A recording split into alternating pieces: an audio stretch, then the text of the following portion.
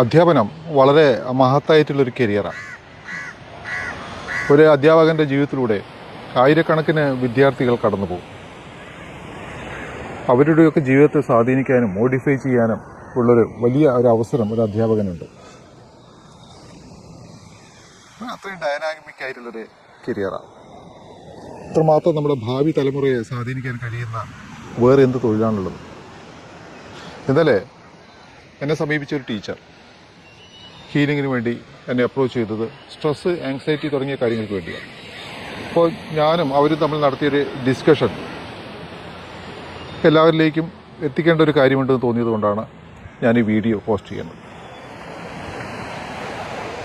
അവരുടെ ട്രെയിനിങ് സമയത്ത് വളരെ ടൈറ്റായിട്ടുള്ള ഷെഡ്യൂളുകളായിരുന്നു. ഒരുപാട് ആക്ടിവിറ്റീസ് അവരുടെ ടീച്ചേഴ്സ് ട്രെയിനിങ് പ്രോഗ്രാമിലുണ്ടായിരുന്നു.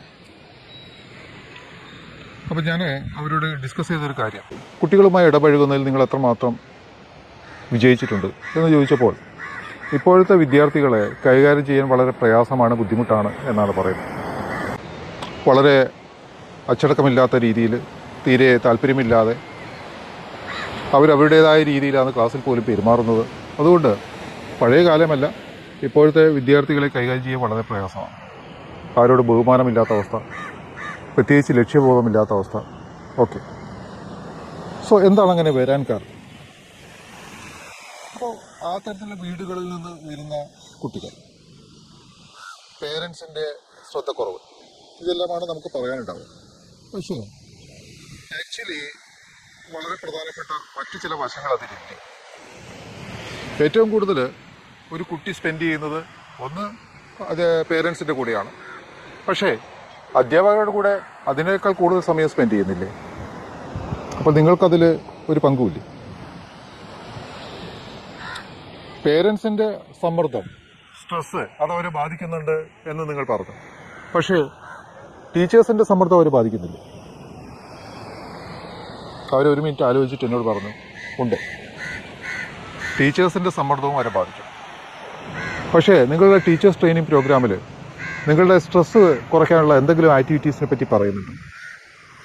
കുട്ടികളെ എങ്ങനെ പഠിപ്പിക്കണം, കുട്ടികളോട് എങ്ങനെ പെരുമാറുന്നു, സൈക്കോളജി, ഇതെല്ലാം അതിൽ വരുന്നുണ്ട്. പക്ഷെ പ്രായോഗിക തലത്തിൽ കുട്ടികളായിട്ട് കണക്റ്റ് ചെയ്ത് അവരെ ഇൻഫ്ലുവൻസ് ചെയ്യാൻ ഒരു അധ്യാപകന് എങ്ങനെയാണ് കഴിയും? നിങ്ങളെങ്ങനെയാണ് കുട്ടികളെ ഇൻഫ്ലുവൻസ് ചെയ്യേണ്ടത്? നിങ്ങൾക്കെങ്ങനെ കുട്ടിയെ ഇൻഫ്ലുവൻസ് ചെയ്യാൻ സാധിക്കും എന്ന് നിങ്ങൾ ചിന്തിച്ചിട്ടുണ്ടോ? ഇതാണ് നമ്മുടെ ട്രെയിനിങ് പ്രോഗ്രാമിൽ മിസ്സിംഗ് ആയിട്ടുള്ള ഒരു പോയിന്റ്.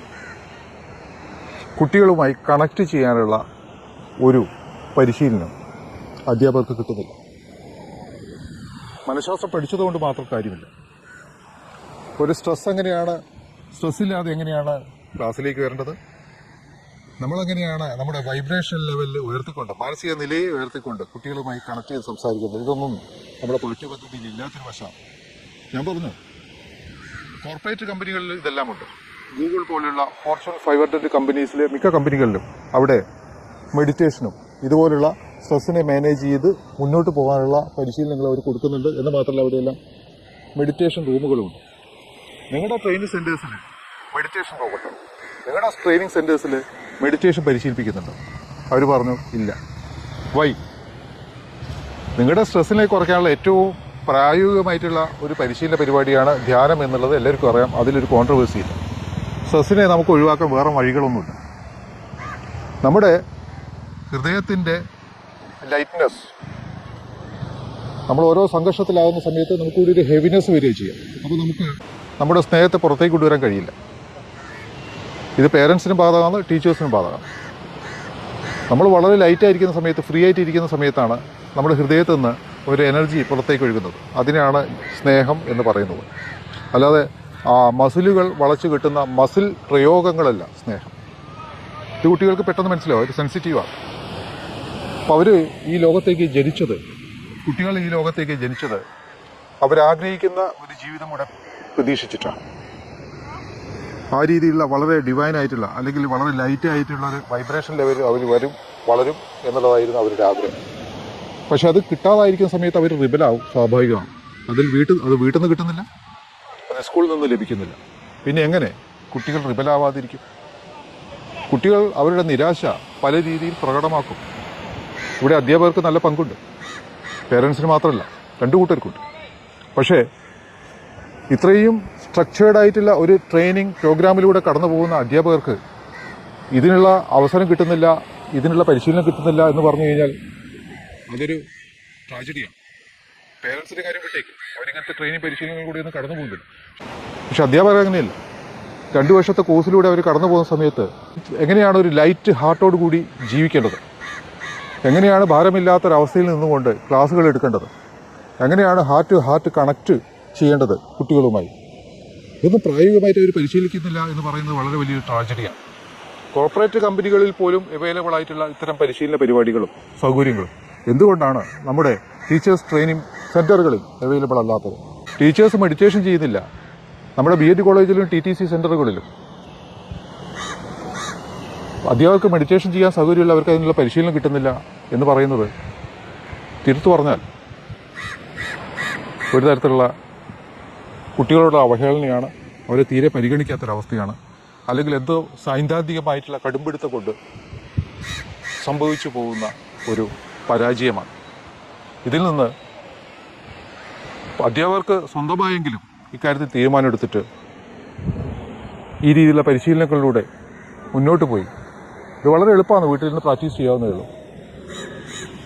മെഡിറ്റേഷനും അതുപോലുള്ള എനർജി ഹീലിങ്സും ചെയ്തുകൊണ്ട് ഹാർട്ടിലൂടെയുള്ള സ്നേഹം പുറത്തേക്ക് ഒഴുകിക്കൊണ്ട് കുട്ടികൾ ആഗ്രഹിക്കുന്ന വൈബ്രേഷൻ അവർക്ക് ലഭിക്കുന്ന രീതിയിലേക്ക് വന്നു കഴിഞ്ഞാൽ തന്നെ ഒരു തലമുറയെ നമുക്ക് സ്വാധീനിക്കാൻ കഴിയുമെന്നുള്ളത് ഉറപ്പല്ലേ.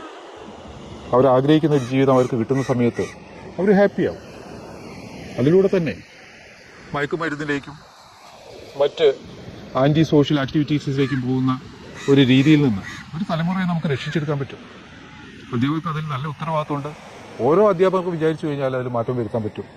നമ്മുടെ ഓർഗനൈസേഷൻ ലെവലിൽ ഈ പറഞ്ഞ പോലെ ഈ ട്രെയിനിങ് സെൻറ്റേഴ്സിൽ ഞാനിവരെ പല ട്രെയിനിങ് സെൻറ്റേഴ്സിൽ അപ്രോച്ച് ചെയ്ത സമയത്ത് വളരെ നിരുത്സാഹകരമായിട്ടുള്ള ഒരു സമീപനമാണ് ഈ അതോറിറ്റികളിൽ നിന്ന് ഉണ്ടായിട്ടുള്ളതെന്ന് വളരെ അത്ഭുതകരമായിട്ടൊരു കാര്യമാണ്.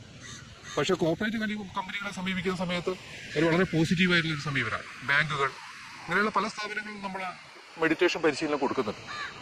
പക്ഷേ അതൊരിക്കലും അധ്യാപകരിലേക്ക് എത്തുന്നില്ല എന്ന് പറയുന്നത് എന്തുകൊണ്ടാണെന്ന് മനസ്സിലാവുന്നില്ല. പക്ഷെ അധ്യാപകർ ഇതിനെപ്പറ്റി ചിന്തിക്കുക, ഓരോരുത്തരായിട്ടെങ്കിലും അവനവരിലൊരു മാറ്റം വരുത്തി എന്നിട്ട് ക്ലാസ് എടുക്കുന്ന സമയത്ത് എന്ത് മാറ്റമാണ് ആ ക്ലാസ്സിൽ ഉണ്ടാകുന്നത് എന്നുള്ളത് സ്വയം പരീക്ഷിച്ചറിയുക.